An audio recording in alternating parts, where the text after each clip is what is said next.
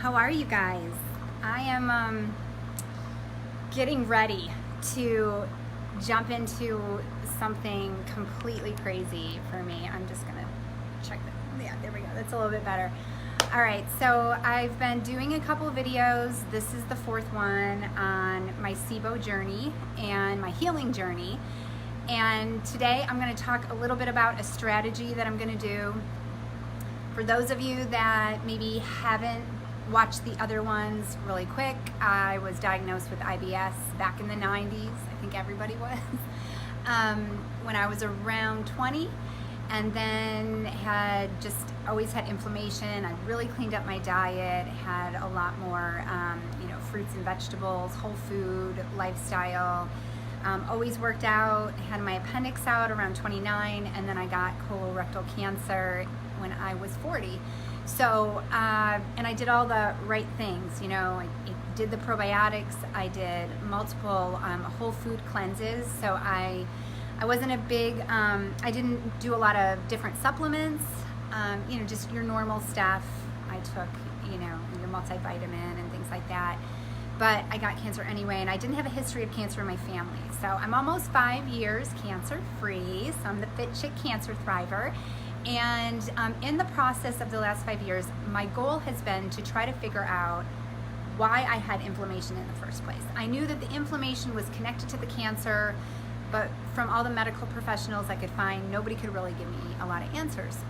So post chemo and radiation and all that stuff, I began to really struggle. I had 25 pounds on my body. I could not get it off. I had been kind of thrust into menopause really quickly because of radiation and things like that.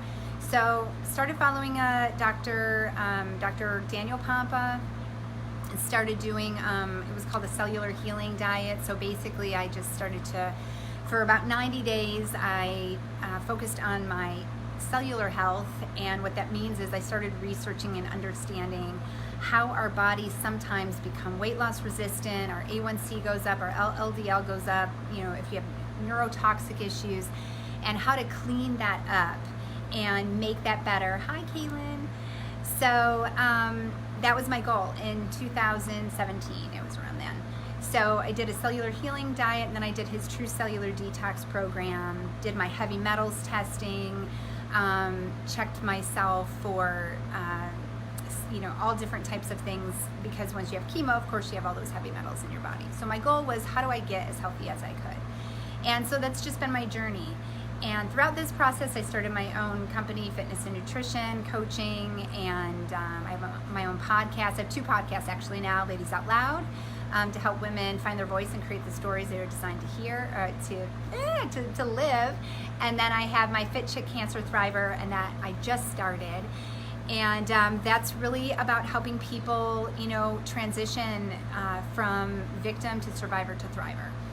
And I wanted to share with you a little bit about, I'm embarking on healing my SIBO. I found out I have SIBO. 95% of people with IBS actually have SIBO. What is that? Small intestine bacterial overgrowth.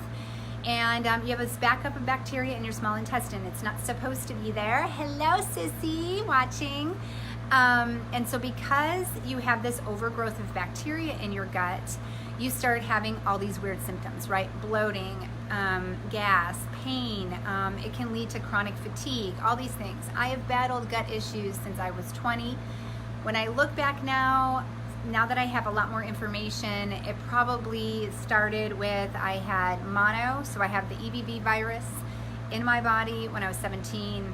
I had my wisdom teeth taken out about 3 months after that. The bacteria from, that are in the cavications can travel down and be in the gut, which can cause an overgrowth of bacteria. And the thing that I really think was the trigger was I had food poisoning. I had bad shrimp when I was 20. I was at a restaurant with a boyfriend in Rhode Island. I had bad shrimp, and I was really sick for like 2 days.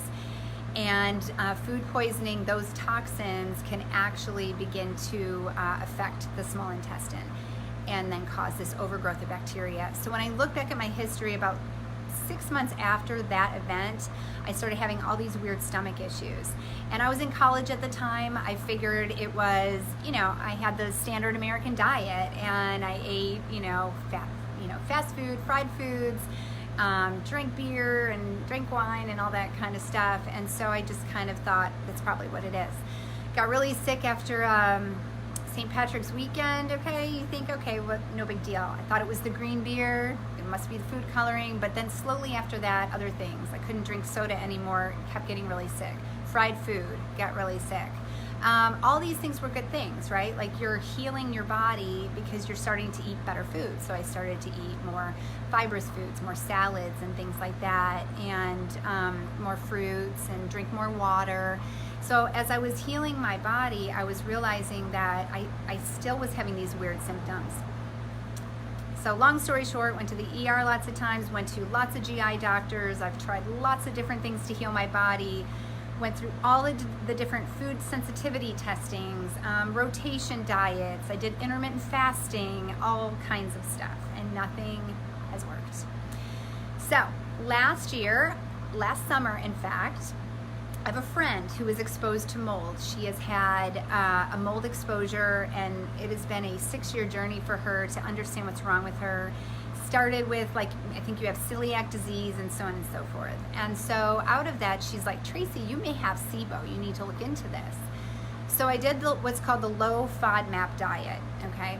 Did it for 3 months. That's about the extent that they want you to do it, because what happens is if you do one of these specific carb diets, low FODMAP diets, elimination diets, they're a short-term strategy, okay? So I did it for 3 months. I did feel a little bit better. It's not supposed to be for the long term. Ended up getting diagnosed with SIBO anyway, so I didn't starve the bacteria from that. And out of this whole thing, it's been, okay, well, now that I have this diagnosis, how do we fix this? And it wasn't until about 3 weeks ago, I feel like I finally hit a gold mine. Dr. Pompe, who I started to follow back in, I'm actually going to just move these little comments. There we go. Dr. Pompe, who I started following, and I did some of the water fasting with, and which has been a huge improvement in my white blood cell count. My white blood cell count, because of chemo, was extremely low. And so that improved doing water fasting. My A1C improved. It went back to normal levels. My LDL went back to normal levels. The heavy metals are out of my bodies. So a lot of these things, weight loss, I ended up losing that 25 pounds. It just held on to my body for a good almost 3 years post-cancer. So all of that stuff has been really, really positive. So I seriously, if this guy told me to like eat dirt, I probably would. Actually, we do like this Restore, this Restore supplement, which is basically like dirt water, because our soil is so tainted. So he started doing a series of videos on how to heal your gut through SIBO. And he's done this free guide. It's about 5 pages long on how to heal. And so I am going to be the guinea pig, and I'm going to be sharing my journey with you guys. I'm going to be blogging about it. And so that's why I've started to do these lives, because I have clients that have gut issues. I have people like my husband who's been really sick with autoimmune conditions that have led to all kinds of different things.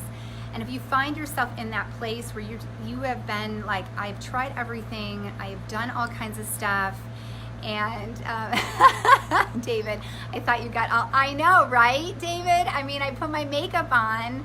I know you thought it was for you, but it's because I need to talk to the people out there.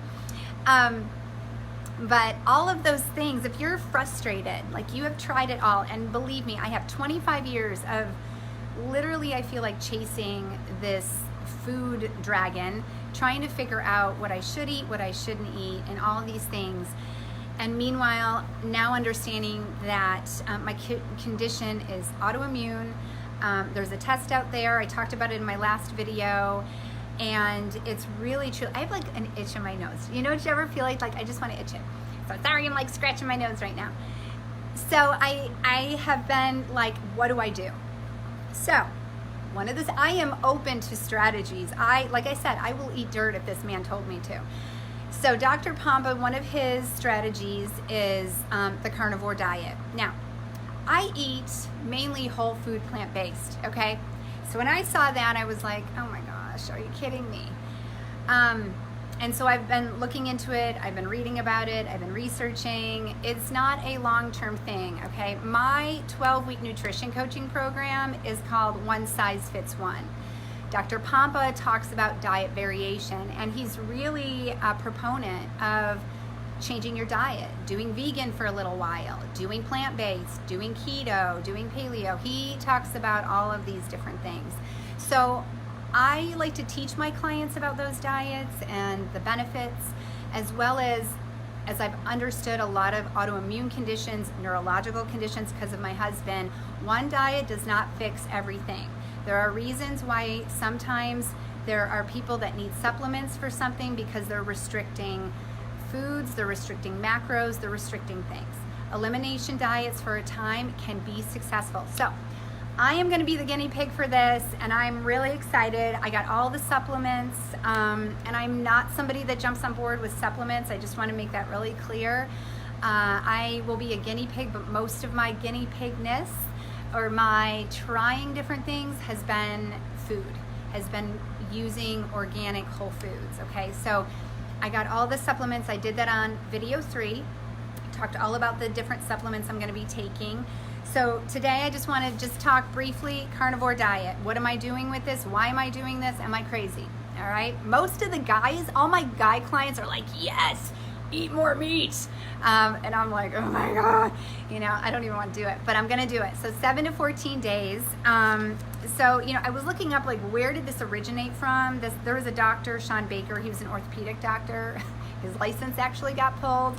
But he basically started he was trying to anti-age. He was getting older, and so he started a carnivore diet, and this led to this, new diet, craze or whatever. Again, this is a strategy, 7 to 14 days. This is not forever, because eating meat on a long-term basis, from my research and just studying these things, it's really tough on the kidneys. So some foods that I get to eat, right? It's all meat. So beef, chicken, lamb, turkey, salmon, whitefish, bone broth, bacon, eggs. All right, so that is what I'm going to be eating for 7 to 14. I'm going to go 14 days. I've had SIBO for 25 years, and I am going to follow the protocol. So that's what I'm doing. Why am I going to do this? So what happens? So you have this overgrowth of bacteria, right? And this bacteria will hide in biofilm. It's like boogers in your small intestine. That's how it protects itself when you go in and try to kill it. That's why there's so many different diets and things like that they suggest trying. The reason it doesn't work is because this bacteria is really, really smart. So here's the thing, in a carnivore diet or multiple water fasts, which is also something I'm going to be implementing every single month, about a 3 to 5 day water fast is what I'm going to be implementing. And I've seen such great benefits from it. If you would have told me to do this years ago, I would have been like, you're crazy. So if some of you are watching and going, you're crazy, well, when you have eaten the way I've eaten and you still get cancer, okay, you're willing to go and try anything. I would have never thought I would have water fasted. I have a water filtration system I put in my house that I finance, and I was like, I'm doing this. I just had my house tested for mold. I mean, I want to clean up everything because there is no reason based on my lifestyle that I should have ever had cancer. Like, legit. Like, I was the perfect specimen of like eating and health and fitness, and I still got it. So here's the thing, bacteria, when they don't have enough food to eat, okay, bacteria feeds on fiber, it feeds on sugars and things like that. When you eat primarily whole food plant-based, you're getting a ton of fiber. It's so good for the gut. We need bacteria. It's not that bacteria is our enemy, but an overgrowth of bacteria or an overgrowth of bad bacteria, and especially in the small intestine, is what's not good. Large intestine needs it. The reason you don't want to do low FODMAP or specific carb diets for the long term is because it affects the good bacteria as well. So when you start to do those for too long, then you get this imbalance. Bacteria needs to be in your gut. There's reasons for that, right? But basically, if it can't eat, then it can't metabolize the food. If you can't metabolize the food, the symptoms start to go away. So you don't get the gas and you're not getting all of those things. So I wrote down a couple things. Here's some things I didn't even know. When they do a breath test, which is not 100% for SIBO, but it's a test that they have out there that sometimes you can do just to see. It tests for hydrogen and methane gas. I was positive for both of them, okay? And I had all the symptoms to go along with SIBO. So interestingly enough, that hydrogen gas, you can have a lot of symptoms like diarrhea. And then the methane gas, you have a lot of symptoms like constipation. Well, I had both. I primarily had constipation, but I would flip-flop back and forth. And again, I could never put my finger on, well, should I eat this food? I mean, literally, you become, it's almost like having an eating disorder, because your thinking is consumed by what do I eat and when do I eat it and can I have this much and will this make me sick? And then there's a delay, right? It's not like a normal allergy where if I'm around a cat, I literally flare up within minutes. But with a food allergy or food sensitivity, you have no idea. So sometimes you're like, is this okay? Can I eat this? It seemed like it was okay last time or whatever. In the short term, that's why those things are not successful. The other reason why bacteria does not always go away and it shows up and you have these reoccurrences is if you use things like the killers, oil of oregano, grapeseed extract, antrotil, like things that are supposed to kill the bacteria, it will hide and it will create what's called biofilm. And this biofilm is like basically like snot in the gut. And so the bacteria will hide in there and be protective. So the goal is to break down this biofilm, okay? And that's some of the supplements like I talked about before. So, all right, I'm just kind of looking. Here's some of the food avoidance plans: low FODMAP, carb specific, GAP diet, and then of course there's the carnivore diet. So I'm gonna do carnivore 7 to 14 days. And what does that look like? So basically for breakfast, I'm gonna do eggs. I guess I'll do eggs and bacon sometimes to vary it. Lunch, I usually eat 3 times a day. So lunch, you know, I'm gonna do things like ground turkey, ground beef. You're not supposed to have things, you can have some fats. You can add coconut oil. You can do, I believe you can do olives. That's in question. I actually reached out to the health coach just to ask, because there's fiber and stuff like that. The avocados are a no-no because there's fiber. I even said, what about goat cheese? Like, maybe I could do some goat cheese just to mix it up, and it's like, no cheese. So it's basically just carnivore and just different types of chicken. So I'm just gonna prepare different things. So it's straightforward, it's relatively simple, it's 0 carbs. So I've done water fasting 4 times now, so I've lived without food, and it's possible. So we'll see what happens. So I'm gonna just take you guys along on my journey of doing this, and like I said, I've done all the things. So this is something different, and I'm gonna blog about this. I'm gonna, you know, basically blog, you know, some of my blog ideas. I'm gonna talk about my one size fits one. What does that mean? I talk about food FOMO, you know, fear of missing out. Like, if I go out, am I gonna be like, oh my God, like I want the vegetables? Like, how's that gonna feel? So I'm gonna share my experience with you.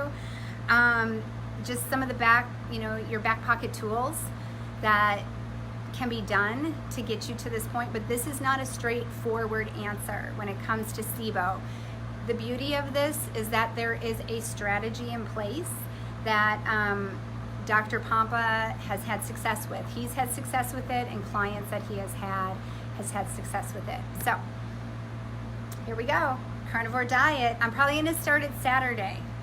That's my plan. I have some green apples left, and I have some lettuce and some salad that I'm gonna eat, and some olives and avocados and some things like that, because honestly the last 2 weeks I've been like, I'm just gonna eat what I want, and you know, whatever. I am inflamed whether I have the low FODMAP stuff or not. It just doesn't even matter at this point. So that's what I'm doing.